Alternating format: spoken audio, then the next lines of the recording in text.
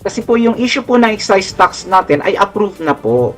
Ito po ay inapprove na sa Kamara at sa Senado at meron na pong special power ang ating mahal na Pangulo kung ito ay kanyang ipapatupad na. Kaya po, kaya napansin nyo na hindi ko na nabanggit kasi ito po ay na-approve na po at inaantay na lang natin ang pagpapatupad galing sa kutusan ng ating Pangulo. Malaking tulong din po ito, 6 pesos din po mababawas sa diesel namin. Yun nga lang kasi talagang kulang talaga po eh. Aminado naman kami. Yung excise tax makakatulong. Yung fuel subsidy makakatulong. Yung ating service contracting makakatulong. Pero hindi ito sasapat kung tatagal pa tayo ng at least 3 months. Yung pondong nakalaan po ay under General Appropriations Act. Meron na po yan sa normal na sitwasyon. Ngayon po, nasa krisis tayo, kukulangin po talaga yon. Kahit na meron na tayong yung sa excise tax natin, kung hindi na ito ipapataw pa sa amin, malaking tulong po ito.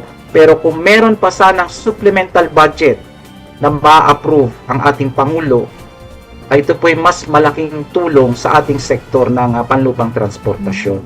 Kayo po ba ay nagkaroon na ng dialogue? Nag-request na kayo ng dialogo sa LTFRB o sa DOTR? Kahapon lang po, nagkaroon po kami ng pag-uusap with the DOTR at malinaw naman po yung kanilang sinabi, kulang po talaga yung nakalaan na pondo para sa sektor ng public transport. Inamin naman po nila yun. Kaya nga po ang suggestion namin, magkaroon tayo ng supplemental budget para nang sa ganon, mas mapalawig pa yung mga subsidy under ng service contracting at fuel subsidy program po.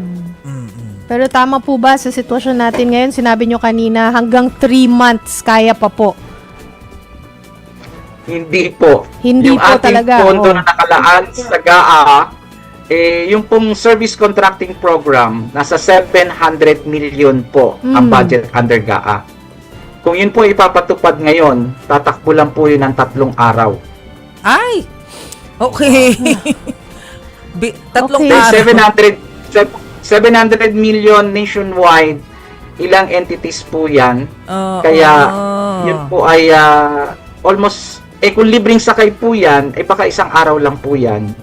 Kaya po mas pinabuti namin ang net para kahit pa paano, yung 1 araw, magiging 3 araw, kahit pa paano meron. Yung nga po, talagang kulang, hindi sasapat. Kaya mas maigi sana kung sana pakinggan kami ng mahal na Pangulo na magkaroon ng supplemental budget para nang sa ganon mapalawig pa yung mga subsidy na ibibigay galing DOTR. Kasi parang ang tingin kasi namin, okay na yung fare hike eh.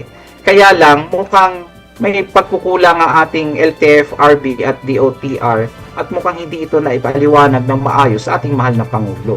Kasi kung naipaliwanag nila yon, sino ba naman ang ama na papayag na maghirap ang kanyang mga anak?